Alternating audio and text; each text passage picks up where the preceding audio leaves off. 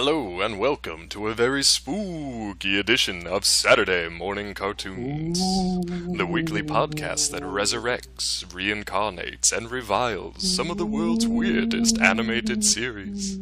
Coming to you from deep within the ecto-containment system, I'll be your host, Dave Trumbore.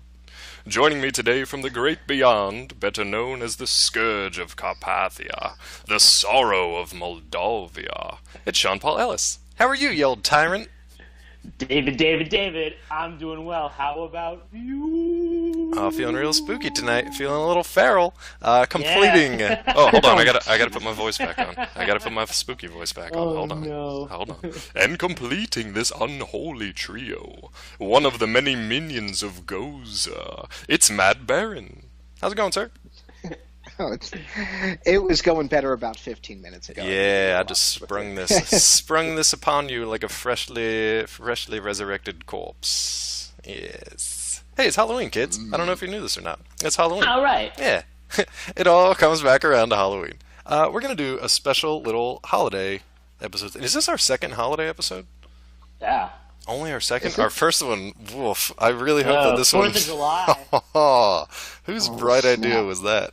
God, Man, anybody who's been listening for a while remembers Liberty's Kids, the ill-fated 4th of July holiday edition of Saturday Morning Cartoons. We're going to go a little more traditional this time with a twofer. Kind of wish that Liberty had a miscarriage after watching Liberty's boy, Kids. that's rough. Whew. Well, if she did, that child would have showed up on this episode.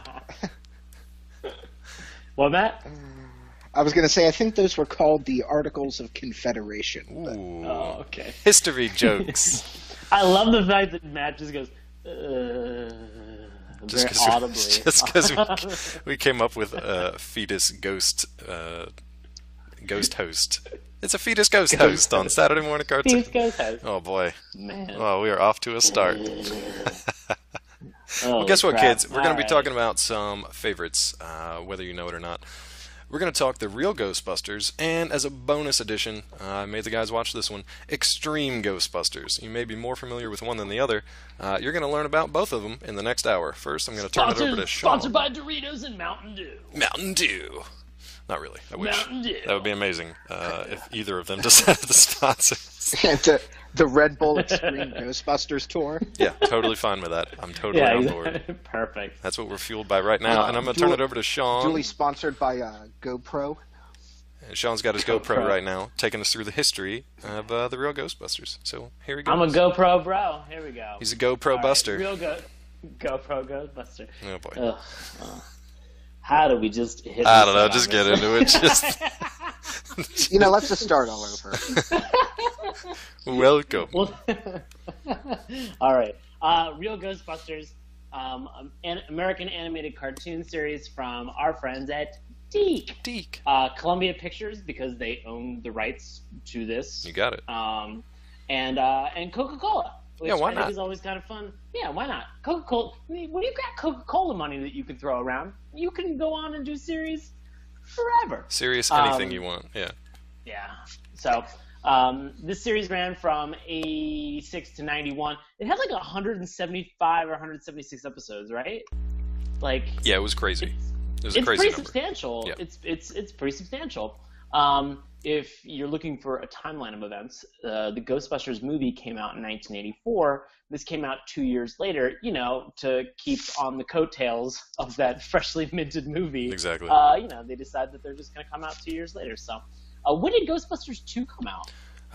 You put me on the spot. I'm not sure. I know. I can Google that real quick while you. That's kind of hurting. While me. you vamp for folks. Because I'm thinking that like if it came out like during 89. I'm assuming it came out during that time. So, yeah, it was okay, 89. Great. Yeah, right in the middle of the 173 episodes of the real Ghostbusters. Yeah, that's right. So I want to say one of the few shows that we've watched that like has really gone the distance in terms of seasons. Oh yeah. This might be the show that had the highest episode count. Yeah, I really think it has to be, because we haven't talked about anything super, super popular. I mean, as a rule, because we're trying to find some of the more obscure ones. Sure. Cough, cough, Extreme Ghostbusters. So yeah, we have, as a rule, we haven't gotten into anything that's like super popular and successful. But fuck it, it's Halloween, it's Ghostbusters time, and there might be a new movie coming out soon too. So this all kind of ties in pretty well. Yeah, exactly. Yeah. I want to talk more about the potential for the new movie Definitely. later. Like I said, it ran from 86 to 91, 173 episodes, and it just picks up pretty much. It continues on the exploits of Dr. Peter Venkman, Dr. Egon Spengler, Dr. Ray Stantz, and no title necessary, Winston Zedmore. Yeah. Why didn't he go back and get a doctorate in anything? And the same secretary Janine is there. And the interesting addition is that there is the Ghost Slimer, Right. who now becomes their mascot in all of this, which I'm very curious to talk to Matt about a little bit later, because he has some very specific feelings about that. But first, Matt, can you tell us a little bit about Extreme Ghostbusters? God. So that was Extreme! Ghostbusters. So that was a high-powered follow-up series, jacked up on all that Coke money. It was a follow-up. Now, hold on? I need to clarify Coke money. Are we talking Coca-Cola money, or are we talking where are we at here? Dave, it was the 80s. Okay, it's nailed a it. question that answers itself. Understood. Please continue. At any rate, Extreme Ghostbusters got out of rehab in the mid-90s, and this show aired in 1997 and features a younger college-level Ghostbusters crew who were led by the veteran Ghostbuster Egon Spengler, and, as a trivia fact, in some TV listings, it was labeled Ghostbusters Dark, which I actually think is a way more badass name. Yeah, I really like that. It's pretty sexy. It It's is. pretty sexy. It is pretty sexy. Yeah. It's way Real sexy. like mid-90s HBO late night. See, I think that's what maybe led to the change in title, at least here in the States, because Ghostbusters Dark, yeah, it does sound like some erotic fanfic, which, hey, is probably out there. I didn't search a Rule 34 on this one. I assume it's there, but I haven't checked. What's weird is when you just Google real Ghostbusters, there's a lot of fan art for just Janine in various states of undress. And Oh, God. that was a weird Yeah, one, that makes man. sense. Does it, though? It's kind of, I don't know. It's a little strange to me. Well, would you Yeah, I rather mean, she see was- Ray in various states of undress? Yeah, I mean, I guess. Good point. Good point. Yeah. What about Gozer No, the I mean, Gozerian? She was really with the exception of the movie canon. Right. I mean, really, Janine was really one of the only female characters that was in that, with the exception of the beautiful Sigourney Weaver. Yeah. Who I don't think shows up at all in the cartoon. I didn't watch enough of it or remember enough of it from a kid. Never. But highly doubtful. Yeah. In my mind, Sigourney Weaver's character sadly died sometime between 84 and 86. And then was resurrected for the second movie? Well, like what? She was eaten by the ghost in the fridge. The ghost. Yeah, exactly. I always, every once in a while, I open my refrigerator door and just hope that there will be just like a demon dog in there that I can just hang out and like take to the park. Hey, Dave, could you pass me the eggs? There are no eggs. Yeah, you ate them all Zool. yesterday morning, Zool. Every fucking day with you, more eggs. All you eat is eggs. You stink. You are terrible. I would be okay with a Zool pet. I'd be fine with a Zool pet. Moving on. So Yeah, So Dave, can you? I mean, we pretty much have an idea in terms of the real Ghostbusters, and we got a little bit of the history about Ghostbusters Dark. Dark Cops? Can you fill us in on a little bit of the synopsis, since TRG, the real Ghostbusters, was really just a continuation and kind of further expands upon the universe that they had created in the two movies. But I was not as familiar with Ghostbusters, or with Extreme Ghostbusters, so can you kind of fill me in on that? Definitely. So like Sean said, the original series, it just continued the storylines with the characters from the movies, because honestly, that was the easiest thing to do. They could just kind of like expand the universe they'd already created. It was obviously very popular, very lucrative. They didn't really have to reinvent the wheel. Well, cut to 10 years later, and there hasn't been a Ghostbusters movie. The cartoon series fizzled out in the early 90s. So somebody had the bright idea, I think it was actually a Sony Pictures distribution, had the bright idea to revamp the Ghostbusters in an animated form. And that's where we get Ghostbusters Dark / Extreme Ghostbusters. So it's set 6 years after the end of Real Ghostbusters, where in canon they're basically saying like, oh, for those 6 years there hasn't been any ghostly supernatural activity, so the Ghostbusters went out of business. That's kind of how they explain it away. Everybody else is kind of going off in their own direction, except Dr. Egon Spengler, who's still living at the firehouse. He's still caring for Slimer, which I think is sweet and kind of funny. And he teaches... And a little sad. And kind of real sad, because it's just kind of sad. Like a middle-aged dude just hanging out in a firehouse with his ghost buddy. Yeah. And to make ends meet, he basically teaches a paranormal class at a local, more or less, community college. Like, it's not real good for Egon at the moment. But then, hey, guess what? In the first episode, more ghosts start to show up, so they're back in business. Except it's only Egon this time. The other guys aren't around. He happens to recruit the few students that show up for his class, and that's pretty much where the first two episodes pick up. Yeah.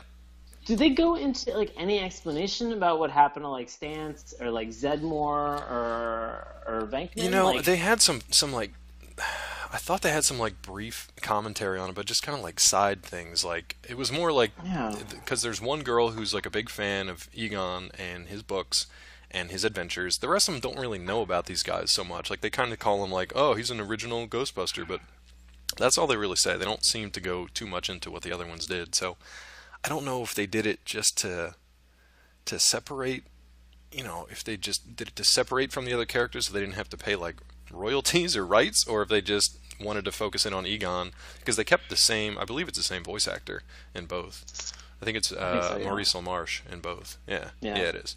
So that was kind of cool. They carried him over. Why that was, I have no idea. But they wanted to they basically wanted to pick up every minority group that they could possibly think of in this show. And just cram them into a Ghostbusters outfit.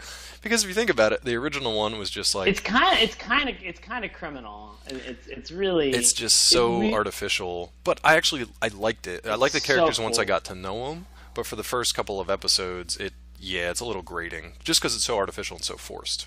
Yeah. We can get into that once we talk about the characters. Did you guys want to mention kind of like the riffs on the theme songs at all? The classic one, which just kind of keeps Ray Parker Jr.'s theme, and then the '90s one, which extremes it up. The theme is so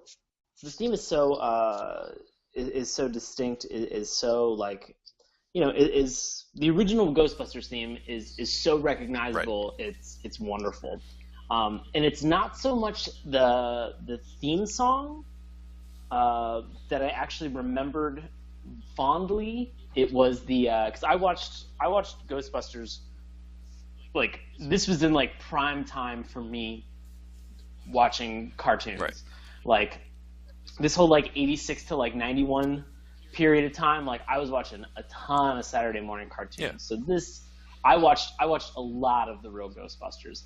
And the thing that that was pleasurable for me when I started this back up was the intro sequence. Like the music was great to hear, but just the ghost that's from like their symbol, just kind of like dancing around the fire hydrant and just kind of like that. I remembered that, and I just as I was watching it, I was like, yes, I'm so excited. And then the ending sequence where there's a ticker tape parade, and they're kind of like walking down the street like waving high, and they're doing finger guns, and then they do kind of like a coordinated the coordinated march kind of step. I was like, I don't know I don't know why I remember this so fondly, but like those two sequences, like that intro and outro sequence, it blew my mind again. I was just, oh, this is why I love it. I think it was just part of like the marketing though too, because they knew that the live action Ghostbusters, they were a little like, they could have been a little intense for real young kids. So I feel like the introduction of the animated ones are just kind of like, hey, it's a bunch of friendly ghosts, and the friendly Ghostbusters who bust them. It's okay for kids. So I can understand why that would be like a fond memory of yours, because it was, I don't know, it was just fun. It was very cartoonish and just very fun.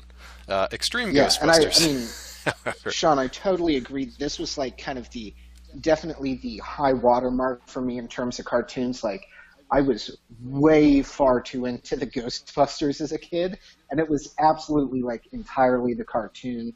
Like, I can't even tell you when I saw the movie, but it was definitely well after I'd been watching the cartoons for years. Now Matt brings up a great point. Like, I mean, and I think this is something that we may have glossed over a little bit in terms of the history. Is that these cartoons are obviously in existence to be able to sell toys. Oh yeah, big time. And since this was in like prime time for all three of us for like cartoon watching, as Matt had mentioned, like, did you guys own any action figures? I did not own action figures. I owned a one of the packs, and I owned the trap. I do remember that. My neighbor had all the toys, so I just like borrowed a bunch of stuff from him. I don't think I ever really had my own because I wasn't. I'll be honest, I wasn't super into the cartoon. I loved the movies as I got older, and I could like appreciate them a little bit more. I don't remember being super into this cartoon, either of them. I remember watching the real Ghostbusters, but not being crazy about it. Yeah. I owned a lot of the real Ghostbusters toys, including I owned the Firehouse. That's awesome. Which it was 3 levels. Right. There was like the first level where you would put that was like the garage, and then there was the second level that was just kind of like, I don't know, I guess kind of like a lounge, and then there was like a rooftop. And the fun thing was that like you could put somebody on the second floor. There was sort of a pole. Yeah, it had the fireman's pole, you right? could put them on. Weren't they on like a little platform that just went up and down the pole? It had a fireman's pole, but it had kind of like, I'm sorry? Didn't it have a platform that they stood on that was around the pole that could be moved up and down? Yeah. Like how action figures have like that little plug that's in like the heel of their feet. Exactly. And you'd plug them in, and then you'd hit this release, and it would spin them all the way down. Yeah. For like 5 seconds. Yeah. Like, I thought it was the coolest thing. No, I definitely remember that, and I remember Matt mentioned the proton packs, like the full size, almost like a Halloween costume size proton pack, and that trap was sweet. Like everybody wanted that. It was basically just a shoebox on an electrical cord, but I mean the thing was awesome. It was a lot of fun. Well, I mean, it was actually the one I had was the plastic thing that had the doors. The doors glowed in the dark, and this is how vividly like ingrained in my memory this was. The doors glowed in the dark, and then it had a tube going to the foot pedal, and it was just like an air powered thing. So what was hilarious is you really had to stomp the shit out of that foot pedal to get the doors to open up. And other times, like, the doors would open and close real quick, or just one would open, or it wouldn't open at all, and the trap would just make, like, a silent but deadly fart noise. But I loved the hell out of that thing. And I 100% guarantee you that my parents still have that. That's awesome. You got to bring it back out, get some pictures of it. I know they don't have the pack, but I can guarantee you they have the trap. That's pretty sweet. I like that. So I like going. Do you guys remember the one? I think there was a toy of the very cartoonish Peter character. Didn't his eyes kind of like bug out? I feel like there was a switch or something you flipped on his back, and it like forced his eyes out and his tongue. Oh yeah, it was like kind of on the back of his head. Yeah, it was like kind of like a trigger kind of thing. Yeah, and it just pushed make his eyes like out. Weirdly like shoot down and then upward and then back into his head. Yeah, very strange. There was another one that was either for Ray or Egon, where it was the trigger and his hair would go up, like his hair was like jumping off of his head. It was like their fright. They had some sort of like in their commercials. I gotta look them up. It was like their fright motions or fright effects. Yeah, something ridiculous. I love the Ecto one though. I will say that though. I loved their car. I love the Ecto one. I love that siren. I love the old school kind of like ambulance / hearse model that they had. Do you guys remember in the cartoon what the Ecto 2 was? Because I completely forgot about that. Oh, it was the helicopter. Like, helicopter. Yeah, it was like a weird. I think there's a name for it. It was like a weird, almost like a tandem motorcycle helicopter thing. That was some go-go gadget shit. Yeah, it really was. It really. Oh, it was like an ultralight. It's basically like an ultralight, but a helicopter. Yeah, very strange. The Ecto 2. Good times there, though. Extreme Ghostbusters, I'm gonna feel like probably not quite as nostalgic for you guys. I don't even remember any of the cartoons. I read a little side trivia that Garrett, who we'll talk about here in a little bit, I don't think he's the only one that never had a toy made from him. Only one that never had a toy made. Really? Yeah, which I find very odd, which we'll talk about why in a little bit. Yeah, it's a little strange. You think he'd be like fun to make a toy? Yeah. I don't know. I'm kind of. I mean, I know we're kind of transitioning into some of the characters. I mean, I know that we really don't have to like talk about as many of the characters from the real Right. Ghostbusters. So do we kind of want to like? Is there anything that we need to gloss over that's like a glaring? Well, I would just say thing maybe that some we of the need to discuss? maybe some of like the voice work for real Ghostbusters, if we want to talk about that, because it's pretty amazing. Yes. Yeah. First of all, so Peter, who's obviously Bill Murray in the movies and is the de facto leader of the group, voiced by a guy named Lorenzo Music. I'm assuming that's how he pronounces it. The weirdest thing about this was for me when I heard him speak. I didn't think Peter. Oh, that's Peter Venkman from the Ghostbusters. I thought that's Garfield from Garfield and Friends, because A, it is the same voice, and B, it's Yep. so strong the way that it comes through. It was just weird for me because I'm just like, okay, it's the voice of Garfield. He's out busting ghosts. That was very strange. It was very odd. Hey guys, I'm busting ghosts and hating on Mondays. That's pretty good. That's pretty good there. Go have some You lasagna. got any lasagna? Yeah, there it is. Hey, guess who else I shows up? hate Nermal. Normal. Guess who else shows up? It's our old friend, Mr. Frank Welker. Oh, Frank Welker's in this. Yeah. Wonderful. He does Ray, and he does the creature effects for Slimer, too. Yeah. And then we Yeah. mentioned Maurice LaMarche as Egon. I did not know that Arsenio Hall voiced Winston yeah, it was Zeddemore. Winston I Zeddemore. had no idea. But he was in a. Oh, he was that's in, like, awesome. the later seasons, though, wasn't he? Because I mean, there were some shakeups in terms of the voice cast. It seemed like there were a lot of voice cast members that went for like 1 or 2 seasons, and then they were replaced by somebody else. Yeah, I didn't get too deep into that. When I listened to it the first time, it didn't 100% sound like him. Much unlike Extreme Ghostbusters, where you can pretty much pick out the voices of each of the people. Yeah, so I don't know. I'm not 100% sure on what happened with them. But hey, you know what? Let's talk about Slimer, because he's a good transition between the two versions of the Ghostbusters animated series. And Matt brought up a good point that, well, I'll let Matt talk about it. The iterations of Slimer from the live action movies to the 2 different animated series. He had a good point. Yeah, so just backstory here. I saw the cartoons before I saw the movie, since I was 1 when the movie came out. But, you know, just watching as many of the cartoons that I did, Slimer in the cartoons was a much more like comedy relief, generally friendly, you know, kind of like a screw-up ghost. I mean, he's the comic relief, Right. is what it is. Like the kind of slapstick comedy. But then in the movies, he's the first ghost in Ghostbusters 1 that they encounter when they're like together as a team in that hotel. Right. And he's like just wrecking everything like pretty maliciously. So when I first saw the movie, I was like, now what the hell is this? Like, when I first saw him, I was like, okay, how the hell are they going to become friends with this ghost? Right. And then they just end up blasting him, and I was like, okay, this is, what the hell just happened? You know, so it was like this just really weird. I mean, it was, of course, it's because the order in which I watched it, but just this really weird shift for me. But I mean, it worked in the cartoons because, you know, in serialized stories, you get to, you know, you have time to do more. But in the movie, I was like, that's just fucked up. Yeah, I could imagine that would really screw with your kid logic. Like, if you're just like, oh, Slimer, everybody's friends with Slimer, and then you're just like, what are they doing to him? Yeah, that must mess with your head. But it's interesting how he's kind of changed from the different iterations. As a geek moment, I will say that I believe Slimer is still a non-terminal repeating phantasm or a class 5 full roaming vapor, no matter which iteration he's in. I have no idea what the hell you just said, but I'll agree with it all. Don't worry about it. It's parapsychology and psychology, so don't even worry about it. So I just speaking on this whole Slimer thing, like, Yeah. I think it's interesting to note that like at the start of of season 3 of the Real Ghostbusters, it was retitled Slimer! And the Real Ghostbusters. Wow, he got first billing.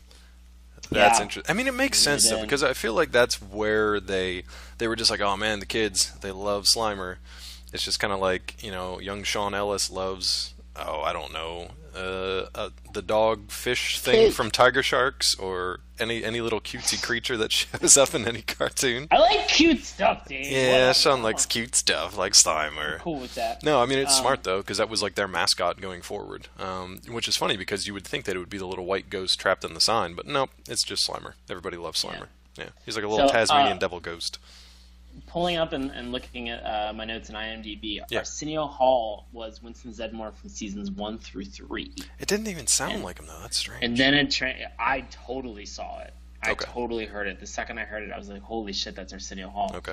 And then Peter Venkman was, like you mentioned, it was Lorenzo Music Yep. from seasons 1 to 2. And then it switched over to Dave Coulier. What? Cut it out. Oh, boy. Seasons 3 through Ask your parents, kids. If you don't know what we're talking about, ask your parents. Oh god. Or don't. Just run away. He's Canadian. That's all we'll say. That's all you need to know. Okay. Super Canadian. I mean, if you don't want to ask your parents, just listen to Alanis Morissette's Jagged Little Pill. There you go. All about Dave Coulier. Well, it's interesting though because since we're talking voice actors, like with Slimer, so you had Frank Welker, obviously huge. Do you know if he was there for the whole time? I would imagine he was. Yeah, Frank Welker was. So he was there for all those seasons, and then in the Extreme Ghostbusters, those voice effects were done by Billy West, who most people know from Futurama. He's done a ton of other voice acting work, and it's interesting just to see their two different styles. So it's a little jarring to watch Slimer in Real Ghostbusters, who just has like a very, that was, to me, that was like the classic Slimer. And then Billy West's is a lot more like high pitched and a lot more kind of erratic and just kind of like energetic, very befitting for Extreme Ghostbusters. But it's weird just to see the two and how those two play that character. But yeah, he's obviously been popular it's also for a long weird time. too, just in terms of like animation style. Like Yes. Slimer went from having like an overbite to an underbite. Yeah, Like, I think he between can the- just kind of like mush. kinda- Can he just like kind of mush his face around, or is that just like his standard? I was going to say, as a description? I mean, kind he- of ectoplasmically based being, I'm pretty sure he could just correct any orthodontic problems instantly. No, he was not. He had giant horse teeth on the top row, where we have our top row of teeth in the Real Ghostbusters. Extreme Ghostbusters, he had a enormous like underbite with like giant teeth on the bottom of that, and then there were more like sporadic teeth on the top. See, now here's a creeping- spin-off episode. creeping me out. Here's a spin-off episode. We're going to discuss orthodontia and what is funnier, overbites or underbites. So we'll obviously have to talk Baron Unterbite. And many more characters. Yeah. But yeah, that's Slimer. Do you guys want to talk about, do you want to get into the characters of Extreme Ghostbusters a little bit before we get into the episode discussions? Just because I want to give people a little bit of a background. Did you guys have a favorite at all? Did you have anybody that you actually liked from this new series? Anybody jump out? I don't think. I want to. Like we said, it was pretty forced, and we can talk about the different like demographics they tried to cram these characters into.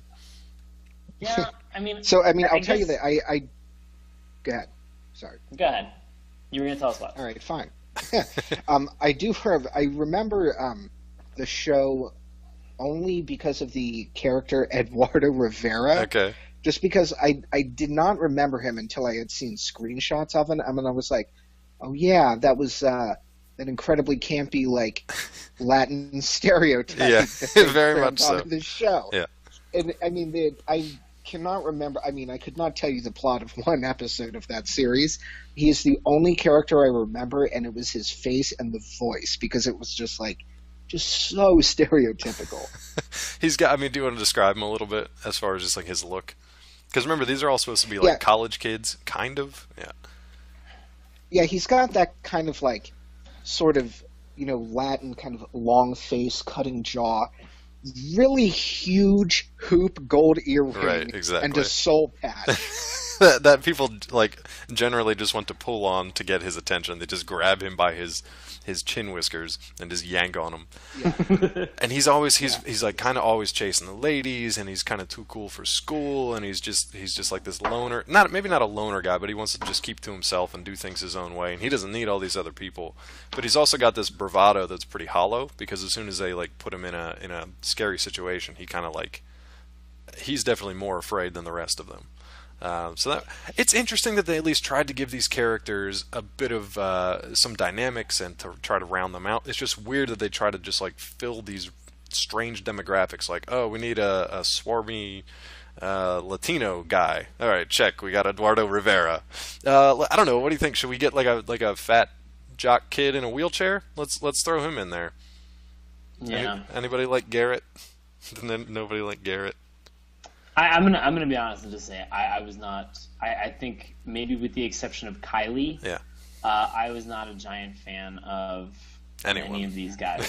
they all seemed either forced. Oh, they definitely forced were. in terms of Eduardo and Garrett, or flat in terms of Roland. Yeah. And like that was hard. It really seemed like the only person who had any like attitude or sass or anything was Kylie, and even that sometimes was a little stifled.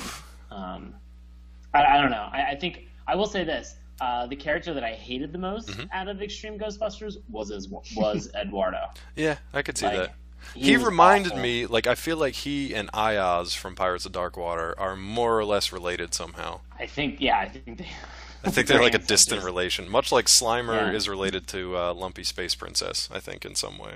I'm not sure how, but I really think Eduardo really hit like a sour note for me. Really? When he told Kylie that like she could stand to gain 10 pounds. Yeah, he's got some weird. I wanted to save this for the episode discussion, but he has got some strange dialogue choices in this first couple episodes here, kids. Like misogynistic to the extreme.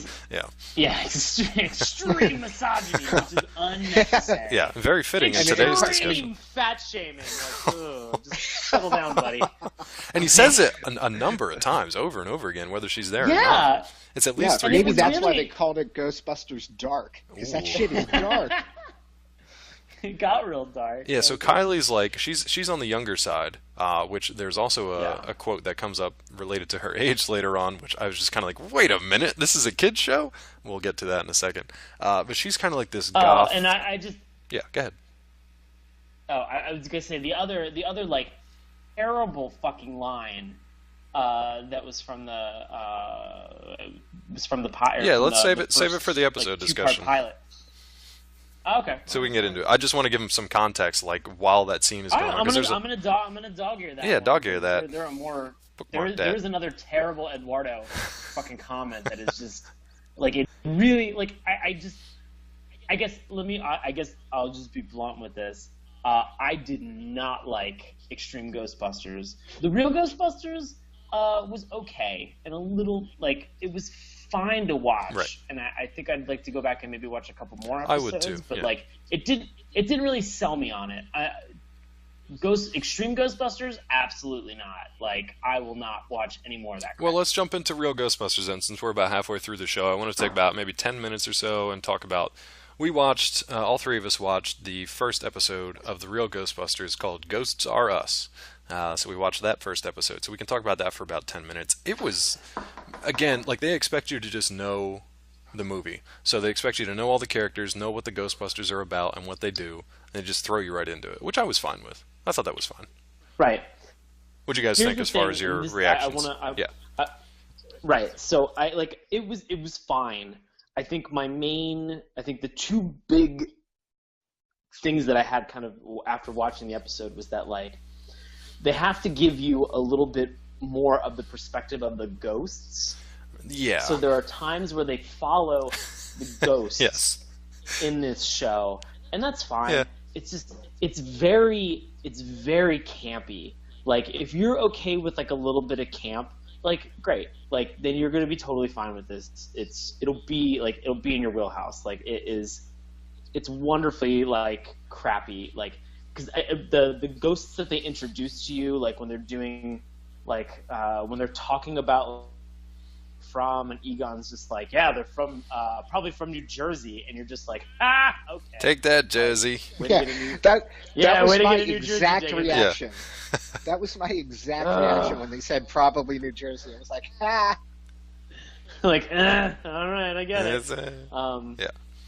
Like, but so they take a point of view from the ghosts, and it's like it's really goofy, and yes. it's there are times when like the trio of ghosts that they follow through this first pilot, it's like a mom, a dad, and like a child, giant fat baby ghost. Just yeah. a giant. And they're all super dead gross, baby and yeah, they don't really look human at all. They're just super like weird colored and just oddly textured and strange. Nothing you recognize from the movies they're either. full body class 5. Full roaming vapors, yeah. So it just like it was. They kind of follow a little bit of the story for them, which they actually serve, kind of as the antagonist in many ways, because they kind of have this point where like they want to put the Ghostbusters out of business They want to take all the business that the Ghostbusters have away from them. So hopefully they'll just fold. So in short, the Ghostbusters themselves, our human heroes, go after this trio of ghosts. They bust them. They put them in the containment unit. Everything seems fine. I guess, meanwhile, while these guys are in the containment unit, they put this plan together. A side story to this, kind of like the B arc. Slimer's being a goof the whole time. He's screwing stuff up. He's being a little jerk. I mean, he's not doing it on purpose. He's accident prone. He's an accident prone, full roaming vapor. And he screws up. He has a bad day. It's Slimer's day out. So you had a bad day. Oh, man. So he screws up. Right. He lets these ghosts out of the containment unit.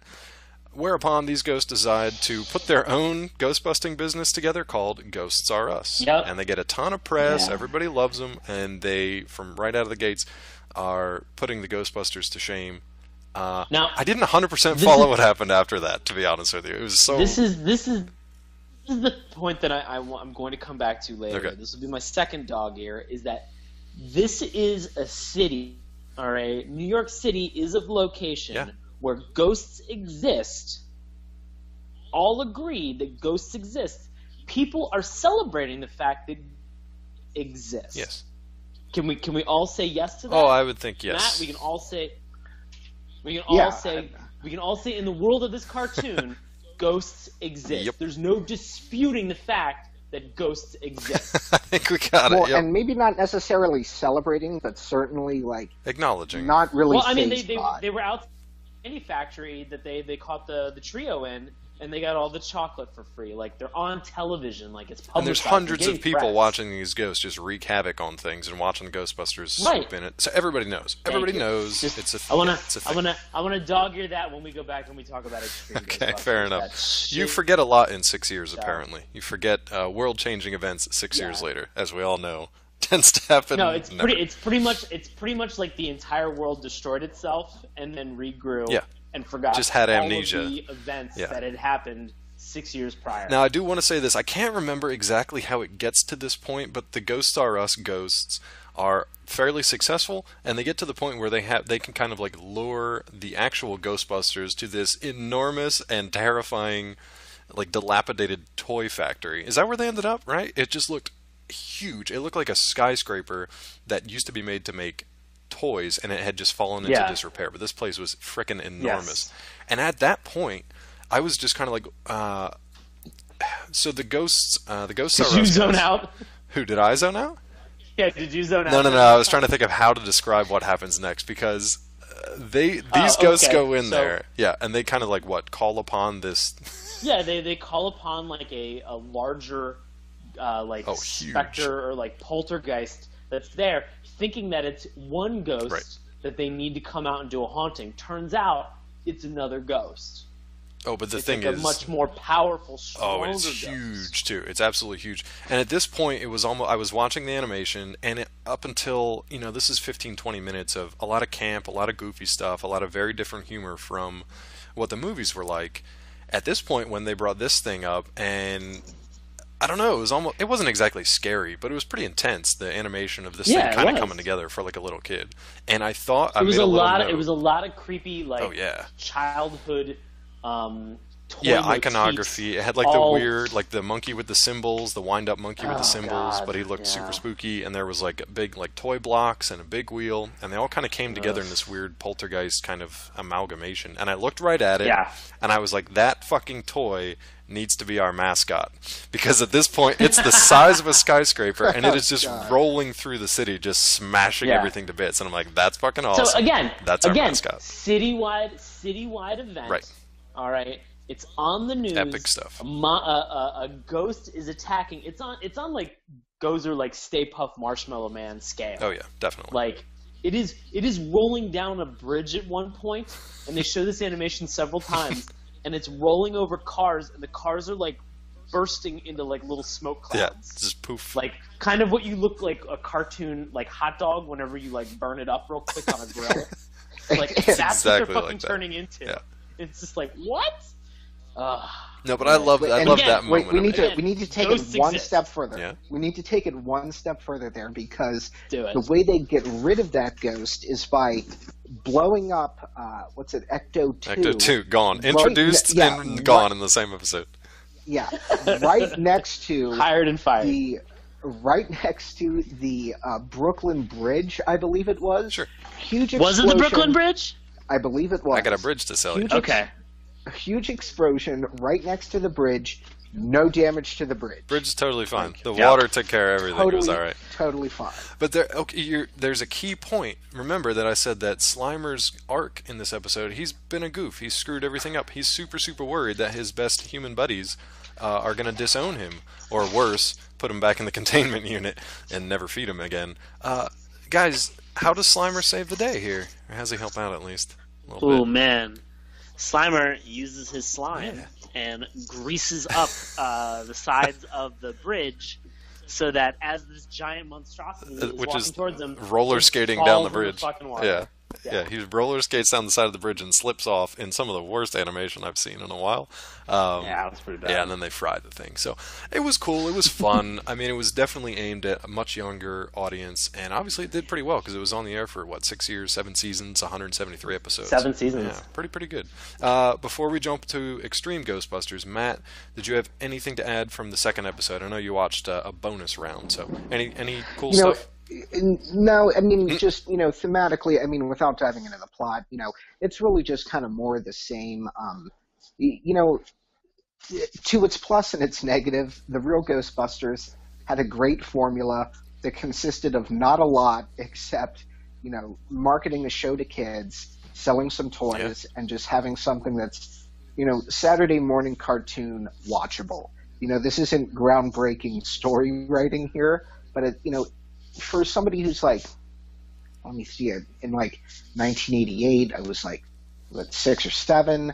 So for somebody who's 6 to 10, it was entertaining. I mean, I definitely, got flashbacks of how fun watching it was. But, I kind of watched, I watched the first 3 episodes of The Real Ghostbusters and then just kind of watched little 5-minute clips throughout some other episodes in that series.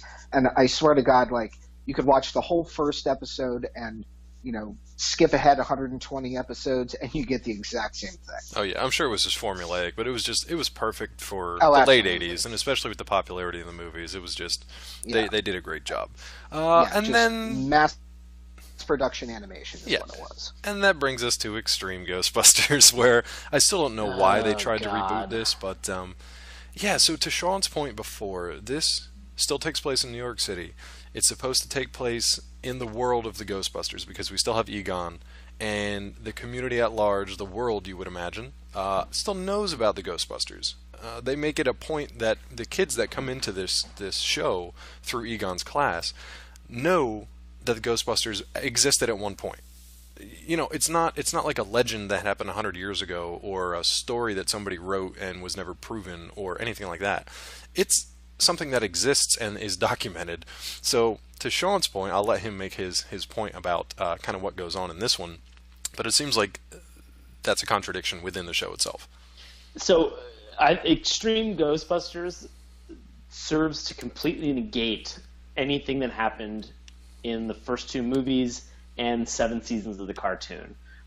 I was so frustrated watching this, and just watching them humiliate and make fun of Egon, the man making fun of Egon and making a public spectacle of him, and they're saying oh yeah, ghosts don't exist and they're not around. I'm he has saved this city numerous times everybody from this reality or this universe that they created is not debating whether or not ghosts exist. They're trying the best they can to mitigate that problem with the Ghostbusters. What they did, it seemed like I'll let you finish. I just wanted to throw a point in. It seemed like they went back to the plot of the first and a little bit of the second movies, where everybody thought these guys were crooks. They thought they were shysters. They thought they were, charlatans making all this stuff up. It's almost like they went back to the drawing board, but not to redraw their own path. They went back and just borrowed the drawing board that the guys from the movie, Harold Ramis and crew, had left behind,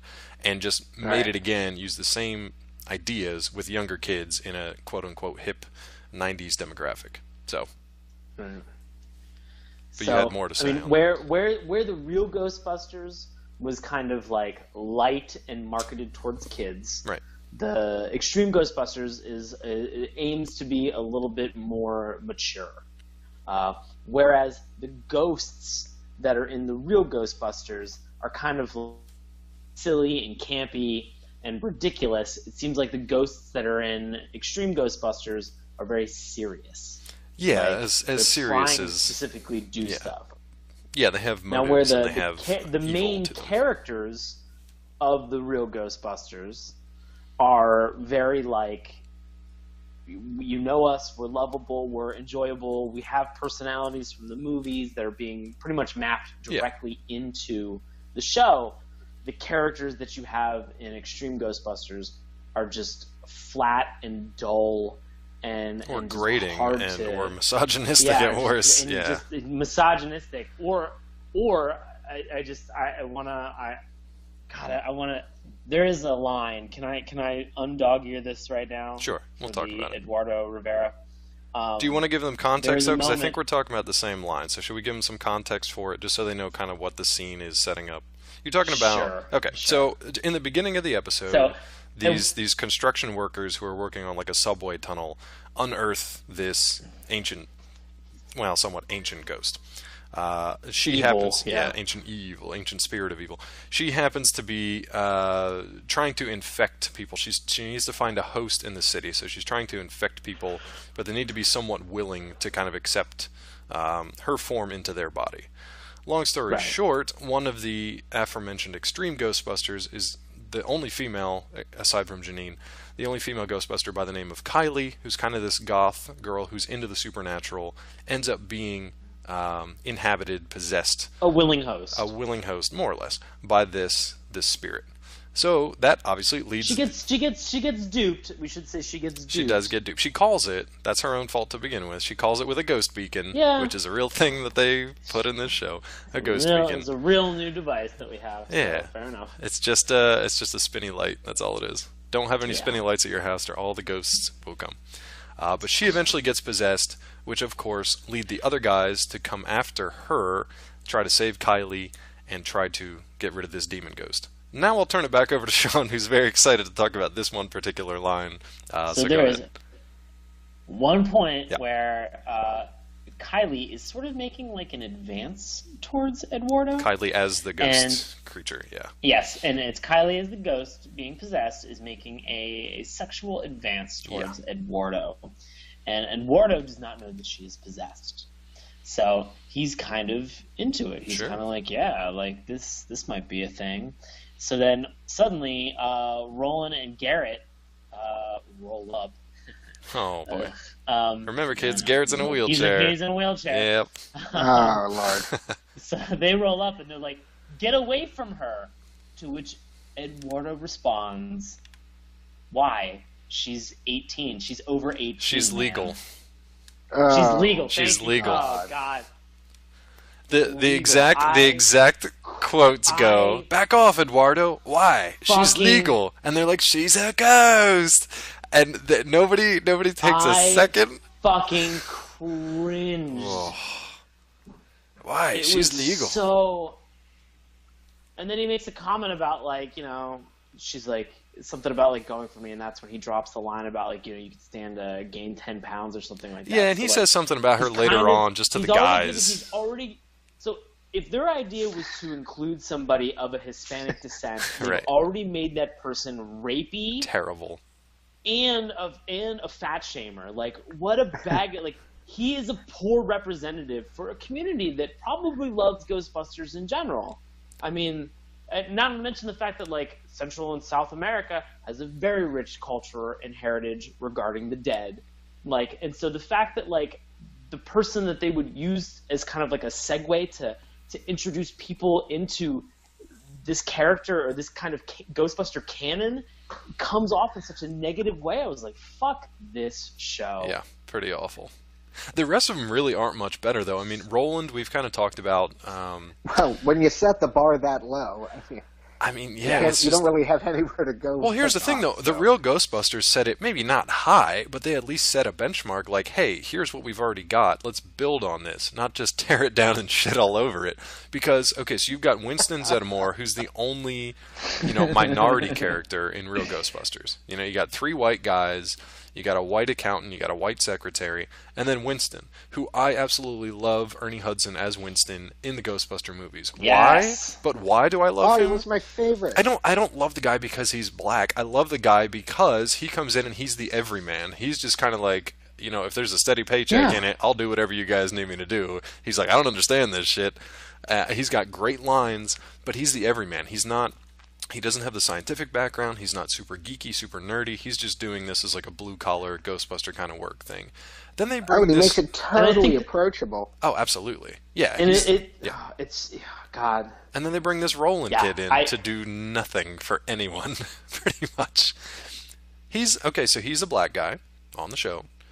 He's got more or less zero personality. We think he's rich because he keeps, talking about, he's got his Mustang outside and he's got this and that and he's going to be a doctor.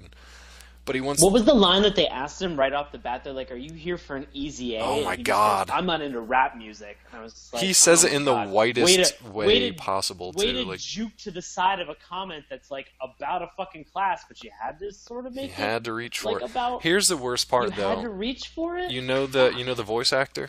You know whose voice actor? Yeah. Yeah. Alfonso Ribeiro. I guess that's how you say his name. Ribeiro. Yeah, it's Carlton Banks from Fresh Prince. Mm-hmm. It's Carlton Banks. So he's already kind of got like the white guy stigma as far as his character work goes. But this guy just has zero personality. I mean, he's smart. He can fix stuff. He's kind of limp-wristed when it comes to the ghost busting. He's not real good with aiming the proton pack. He's a conscientious driver. He's a very conscientious driver. He's just kind of milquetoast. Like he's not interesting. Yeah. And they don't set him up to antagonize or be the antagonist for anybody else in the group. None of them all. It's not one of those things where like, oh, they're all antagonists and it's all a bunch of odd couples and we'll see if they all work it out eventually. It's just kind of like, no, everybody's just kind of terrible in their own way, and they just happen to fall into ghost busting because Egon basically gets the plague, and there's no one else around that wants to help. So it's these assholes that have to save the world. Here's the thing. Here's the thing I don't understand. Yeah. All right. So Egon on the first day of class. Yes. All right. There are 4 people, and he's just like, that's double the number that I typically have for my class. So you're like, okay, great. I know math. Yeah. He usually only gets 2 people. How are you still teaching? In a giant lecture hall. Right.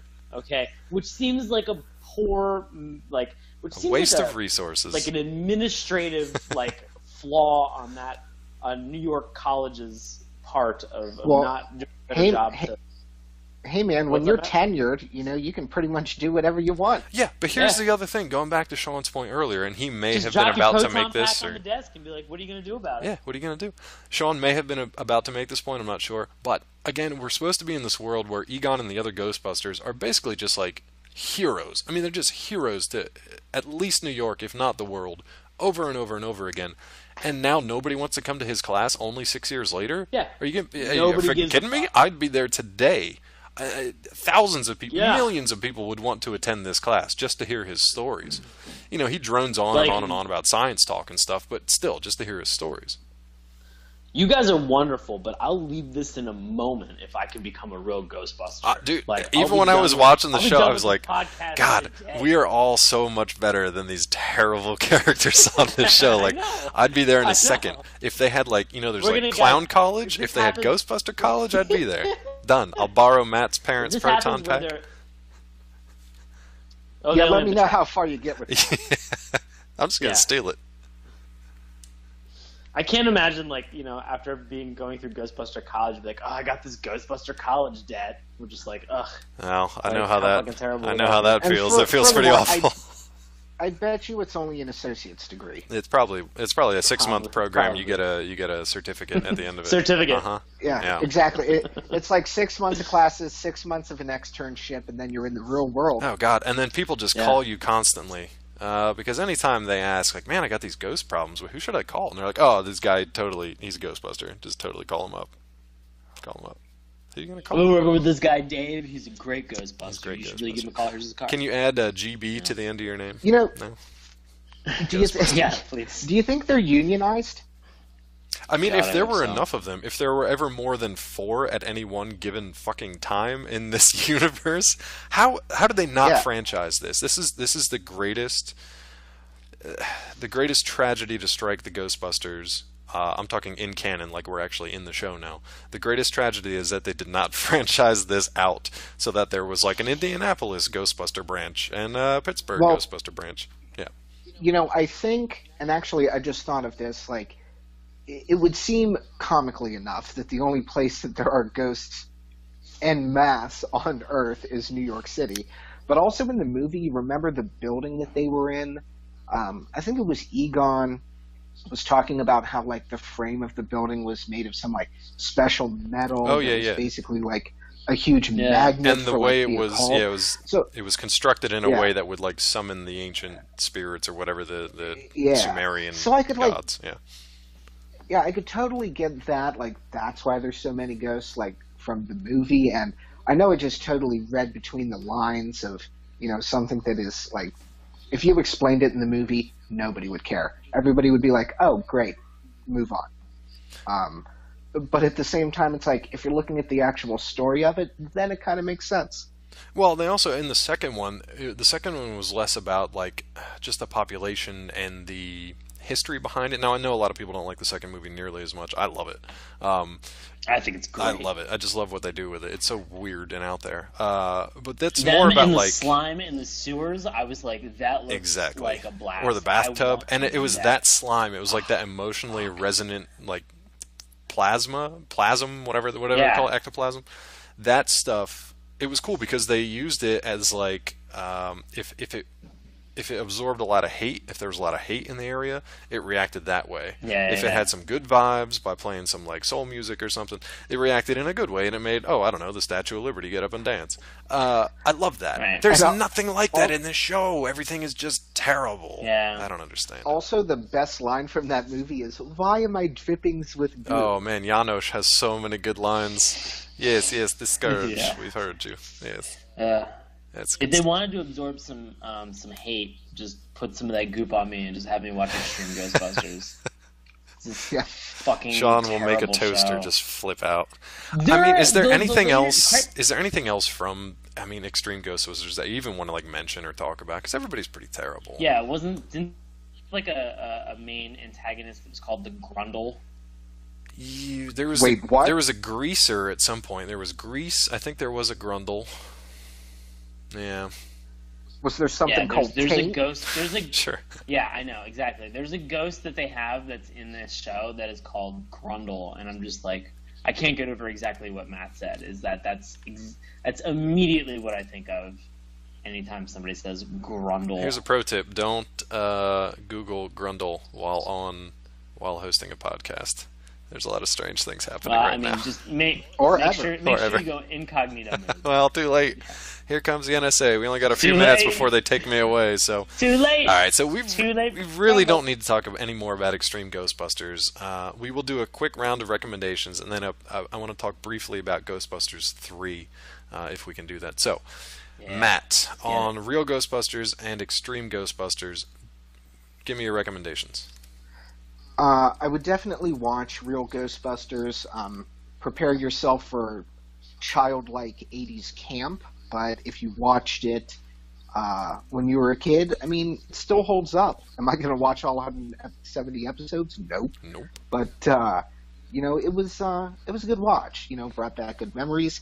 Extreme Ghostbusters, don't even bother. Just move on. Fair enough. Sean, how do you feel? I think we know, but just to get the record straight. Real Ghostbusters, I would say maybe watch a handful of episodes. I remember that there's one in particular that is very cool where like a couple of the Ghostbusters get sucked into, or maybe Slimer does, into the containment unit. And you get to see it from the from the inside. POV of I inside remember the that. unit. Yeah, that was awesome. I remember that was really fucking cool. So I find, within the 173 episodes, find that one and check that out. Watch the first one, but like Matt said, ton of camp. Extreme Ghostbusters, just kill yourself. You should be ashamed. Like, what a terrible, terrible show. Part of me hopes that it got better after that rough first two-parter episode. But I mean, it did only last for one season, I think. Then it gets grundle. Like it gets to the grundle, and it had I don't know. I think it was only a one-season run, so I'm gonna agree with the guys. Check out Real Ghostbusters. It's not, again, for me. I love the movies. The cartoon was okay. It's kind of a throwaway for me. Extreme Ghostbusters, if you want to punish yourself, or just take an angsty trip back to the mid-90s or late 90s, go for it. I don't know. I'd say I'd recommend not doing that. Just stick with the Real Ghostbusters. The good news is, folks, we finally seem to have some momentum on a third Ghostbusters movie. Now, I know that's good news to some, and that's terrible news to others, but it's happening either way, because that's just the way the world works. I think we've learned the one big thing is that, look, these rumors and these things that happen on the internet in terms of where this is going, don't believe it until you've actually purchased a ticket and are sitting in a movie theater, and then make up your mind for yourself. Yeah, don't ruin it. Don't ruin the experience before you even get to the damn theater or watch it on TV. Just relax. Yeah. They've already given us two great movies, all right? What makes you think that they're going to shit on a third one? This has been in talks for 2 decades now at this point. They want this to succeed. Everybody wants this to succeed. Do you guys know any details on this one? I've got a few to share with you and the listeners. I've got nothing. You got nothing? Sean, do you know anything about this one? I know that they're considering rebooting it with an all-female cast. Right. Yeah. So we've got director Paul Feig lined up. Were you aware of that? Right. Okay. So he's obviously with films like The Heat, Bridesmaids. He's done fairly well with the female-fronted comedies, so he's done just fine. He apparently has said that he's going to do a hard reboot to the franchise. So, unlike the cartoon series, this is going to just be basically an origin story. So we're going to start from scratch. The previous Ghostbusters did not exist. Like Sean mentioned, for a couple of decades now, since that last movie came out in '89, people were wondering if we could get the old gang back together. Now, unfortunately, with the passing of Harold Ramis and the fact that Bill Murray kind of wants to distance himself from it because he's just kind of a been there, done that kind of guy, and they're all pretty friggin' old at this point. I think it's probably for the best to just kind of reboot it and do something different. I actually, before I rewatched Extreme Ghostbusters, I thought it would have been kind of cool if they went younger with it and did something similar to what Extreme Ghostbusters was originally intended to be, which was that, the passing of the torch, the carrying on of the ghostbusting tradition and mythology. But if it turns out anything like Extreme Ghostbusters, that would be horrendous. So I'm perfectly fine with a third Ghostbusters, an all-female cast, a hard reboot to this, and just let's see something new. Let's see something different. And in this day and age, 2014, with the movie-making technology that we have, I don't even know what's going to show up on this screen. I think it's going to be fantastic. Because they're definitely going to throw money at it. I've heard some castings or casting choices kicked around for Melissa McCarthy. Yeah, with Paul Feig, she's probably going to be in there. Possibly Anna Faris, possibly Eliza Dushku. I don't care. I really it's not that I don't care. I will say I do care. But I care to the point where I'm willing to allow this franchise to get rebooted, even if it's a hard reset. That's fine. I think the idea of flipping this and making it an all-female cast, I think that's really cool. I think that's a great idea, and it's something that I think that I'm going to get really excited about when I see it. Yeah, I think it'll be a lot of fun, and I'm anxious to hear more about it as it comes out. it's not one of those things that's super high on my radar, just because Marvel and DC are currently battling it out by releasing 4 billion movies over the next few years. God. Yeah, that's going to be saturated. They have blown up this week. It is crazy. Well, I mean, that happens when you say, like, here's all the movies coming out in the next 5-6 years, and there's 36 of them or whatever it is. But deploy Phase 3, and Phase 3 is like, 10 movies? Yeah, it's pretty ridiculous. We're still in the middle of it. It's amazing. Yeah. Well, anything else on Ghostbusters? Movie, live action, animated, otherwise, toys? Anything else you guys want to share before we wrap up this Halloween holiday edition? I think the final thing is that, like, we recently watched a couple episodes. We watched Pepper Ann, which had a strong female lead, and we watched Aeon Flux from Baron's recommendation, strong female lead. I'm really enjoying seeing strong female leads lately. So yeah, Ghostbusters 3. I think it's great. Cool stuff. Baron, anything from you from the Ghostbusters franchise you want to share with the folks? Any more toys you remember?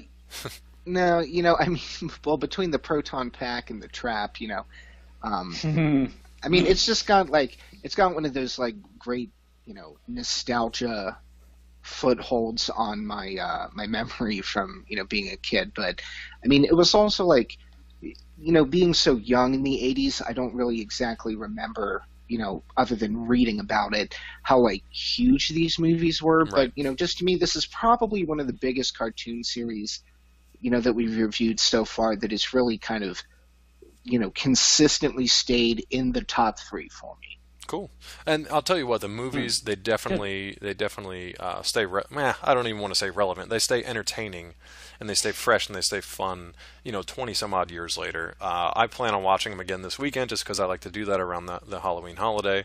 And they're just fun, man. They're just fun to sit there and quote. You find new stuff that maybe you missed on previous watches, and they're just good. So definitely go check them out. I don't even know if they're like streaming anywhere, but just buy them. Do yourself a favor and buy them. Watch them instead of any of the cartoon stuff, because much better. Do you guys have anything coming up that you want to tell the listeners about? Sean, I know you've had some shows recently. Do you have anything coming up in the next few weeks? Ooh, man, I'll have a bunch of shows coming up in the December time frame, right. But no actual dates. But you can keep apprised of these by checking out WashingtonImprovTheater.com.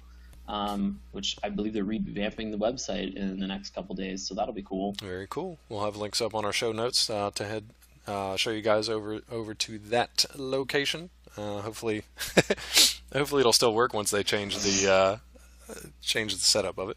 Matt, do you have anything coming up in the next few weeks? No, this podcast is all I have. That's all he has to keep him sustained. Aww, buddy, you just won that World Series of Dat Baseball. They did it all for you. Let me tell you, I was super happy about the Giants winning the World Series, but kind of in the Dark Side Emperor way, I was a little bit more happy about seeing the faces of depressed Kansas City Royal fans. I don't know what that says about me as a person. It says you're into the Schadenfreude. Yeah. You love the Schadenfreude. You'll never be Royals. You'll never be Royals. Don't bring that pop. No, do not bring that pop music into this podcast. This isn't a popcast. Get it out of here. I love Lord. I love listening to Lord. Get it out of here. As Dave, for me, hey Matt, Dave, thanks for asking. Sean, you're terrible. I got a bunch of stuff going on over at Collider.com. I'm reviewing a bunch of the aforementioned comic book shows that are currently all over the TV. So on Mondays, we got Gotham. On Tuesdays, we got The Flash. Wednesdays, we got Arrow. Fridays, Constantine. And Sundays, The Walking Dead. Doesn't leave me too many days off during the week, but that's just fine. Come on over to Collider.com and check out my recaps each and every week. As far as us here on the show, what's up? Oh, I was going to say, you had a wonderful review in terms of Constantine. That was very fun to read. Yeah. And I'm looking forward to reading your Flash article that you wrote, since I just watched the episode this morning. Oh, hey, buddy, thanks. Yeah, Constantine was fun. It was a little bit of a mess as far as editing and stuff went, but it was fun. I think it'll do pretty well, especially following after Grimm on NBC. So, good times. Check that one out. It's different. It's fun. That's about it for me and my plugs. Talking about myself. If you want to find us, Dave, where can we find you on the internet? Find me on the internet? Oh, I don't know. Where can we find Saturday Morning Cartoons and yourself and your lovely self? And my lovely self. If you want to find more about the show, you can find us over at SaturdayMorningCartoons.com. Remember, that's morning with a U. if you want to check out our Tumblr page full of wackiness and hopefully a lot of animated Underbite Slimer gifs in the next couple of days or so. I need to find some. Yeah. You can look on our website actually, because on our character guide it ends with a smiling Underbite Slimer gif. So there you go. You did the work for you. I done did it. You did the work for me. And you can find that at SaturdayMorningCartoons.tumblr.com. You can follow us on Twitter at MorningTunes. Sean, where can the folks find you on Twitter and Instagram? At Sean Paul Ellis. And Matt, where can the folks find you on social media? Sorry, at Bag of Sandwiches. Bag of Sandwiches. Bag of Sandwiches. You can find me at Dr. Claw MD. If you want to send us an email, please do. We'd love to hear from you over at SaturdayMorningCartoons@gmail.com. As always, we are available on both Apple iTunes and on Stitcher if you prefer the Amazon version to listen to your podcast. So feel free to subscribe over there. We will have links to all those things we just talked about up on our webpage. Guys, guess what? Do you know what episode this is and what episode is coming up? Because I can count man, this sequentially. is a milestone episode. It's big times. It's big times. 25th episode, everyone, is coming up. We're a quarter of the way there. Snap. I don't know where there eventually is, but we're a quarter of the way there. I was going to say, based on your sentence, 100. Yeah, we're going to go 100. Let's go with 100. We're going to do math on next week's episode. Now, 25th episode, I'm very excited. We talked about doing smaller shows as a rule. We're going to break that rule again for the 25th episode. And Matt, I'm going to let you tell the folks what we're going to be talking about, because you kind of already told them last week. So tell them again. What are we watching? Thundercats. Oh, so excited apparently for Thundercats. Yeah, Well, I had this so I had to bring it down. You had this nation as every character in Extreme Ghostbusters. Thundercats. Oh, okay, cool. She's legal. Thundercats. Thundercats are totally legal, you guys. It's going to be great. You could stand to gain 10 pounds. Oh, terrible. And I don't know how this relates whatsoever to what Sean just said, but we are going to have a very special guest next week as well. So make sure to tune in and listen to our discussion on Thundercats and a little bit of business behind the scenes of Hollywood. See how some of this stuff gets made. So it's going to be a good time. Thank you guys for listening. We wish you a very safe and happy Halloween out there, especially for the youngsters trick-or-treating. Everybody be safe. Have a good time.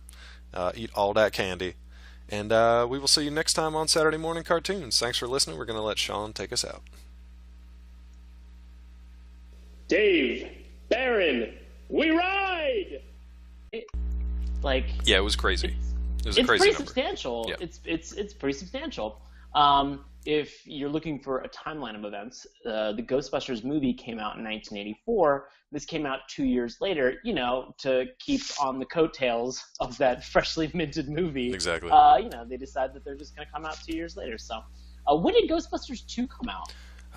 You put me on the spot. I'm not sure. I know. I can Google that real quick while you. That's kind of hurting while me. you vamp for folks. Because I'm thinking that if it came out during 89. I'm assuming it came out during that time. So, yeah, it was okay, 89. Great. Yeah, right in the middle of the 173 episodes of the real Ghostbusters. Yeah, that's right. So I want to say one of the few shows that we've watched that has really gone the distance in terms of seasons. Oh yeah. This might be the show that had the highest episode count. Yeah, I really think it has to be, because we haven't talked about anything super, super popular. I mean, as a rule, because we're trying to find some of the more obscure ones. Sure. Cough, cough, Extreme Ghostbusters. So yeah, we have, as a rule, we haven't gotten into anything that's super popular and successful. But fuck it, it's Halloween, it's Ghostbusters time, and there might be a new movie coming out soon too. So this all kind of ties in pretty well. Yeah, exactly. Yeah. I want to talk more about the potential for the new movie Definitely. later. So, like I said, it ran from 86 to 91, 173 episodes, and it just picks up pretty much. It continues on the exploits of Dr. Peter Venkman, Dr. Egon Spangler, Dr. Ray Stantz, and no title necessary, Winston Zedmore. Yeah. Why didn't he go back and get a doctorate in anything?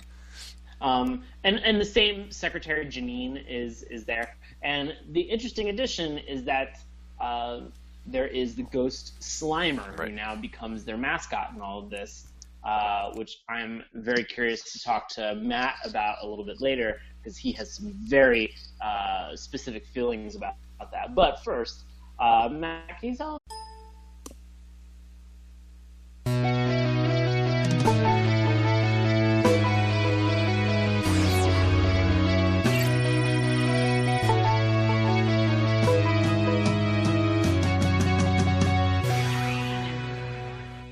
Hello and welcome to a very spooky edition of Saturday Morning Cartoons, the weekly podcast that resurrects, reincarnates, and reviles some of the world's weirdest animated series. Coming to you from deep within the ecto-containment system, I'll be your host, Dave Trumbore. Joining me today from the great beyond, better known as the Scourge of Carpathia, the Sorrow of Moldavia, it's Sean Paul Ellis. How are you, you old tyrant? David, I'm doing well. How about you? Oh, feeling real spooky tonight. Feeling a little feral. Completing. Yeah. Oh, hold on. I gotta put my voice back on. I gotta put my spooky voice back on. Hold on. No. Hold on. And completing this unholy trio, one of the many minions of Goza, it's Matt Barron. How's it going, sir? Oh, it was going better about 15 minutes ago. Yeah, I just sprung this upon you like a freshly resurrected corpse. Yes. Hey, it's Halloween, kids. I don't know if you knew this or not. It's Halloween. All right. Yeah. It all comes back around to Halloween. We're going to do a special little holiday episode. Is this our second holiday episode? Yeah. Only our second? Our first one, woof. I really hope that this 4th one... of July. Whose bright idea snap. was that? Man, anybody who's been listening for a while remembers Liberty's Kids, the ill-fated 4th of July holiday edition of Saturday Morning Cartoons. We're going to go a little more traditional this time with a twofer. Kind of wish that Liberty had a miscarriage after watching Liberty's boy, Kids. that's rough. Phew. Well, if she did... Exception of the beautiful Sigourney Weaver. Yeah. Who I don't think shows up at all in the cartoon. I didn't watch enough of it or remember enough of it from a kid, but highly doubtful. In my mind, Sigourney Weaver's character sadly died sometime between 84 and 86. And then was resurrected for the second movie? Well, like what? She was eaten by the ghost in the fridge. The ghost. Yeah, exactly. I always once in a while I open my refrigerator door and just hope that there will be just like a demon dog in there that I can just hang out and like take to the park. Hey Dave, could you pass me the eggs? There are no eggs. Yeah, you ate them all Zool. yesterday morning, Zool. Every fucking day with you, more eggs. All you eat is eggs. You stink. You are terrible. I would be okay with a Zool pet. I'd be fine with a Zool pet. Moving on. So Dave, can you? I mean, we pretty much have an idea in terms of the real Ghostbusters. And we got a little bit of the history about Ghostbusters Dark. Can you Dark Cops? Can you fill us in on a little bit of the synopsis? Since TRG, the real Ghostbusters, was really just a continuation and kind of further expands upon the universe that they had created in the two movies. But I was not as familiar with Ghostbusters or with Extreme Ghostbusters. So can you kind of fill me in on that? Yeah, definitely.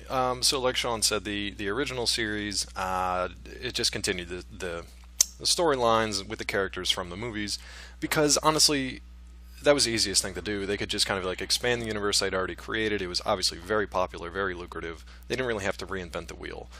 Well, cut to 10 years later, and there hasn't been a Ghostbusters movie. The cartoon series fizzled out in the early 90s.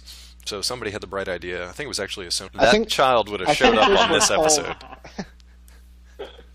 What, Matt? I was going to say, I think those were called the Articles of Confederation. Ooh. Oh, okay. History jokes. I love the fact that Matt just goes, just very audibly. Just because we came up with a fetus ghost host.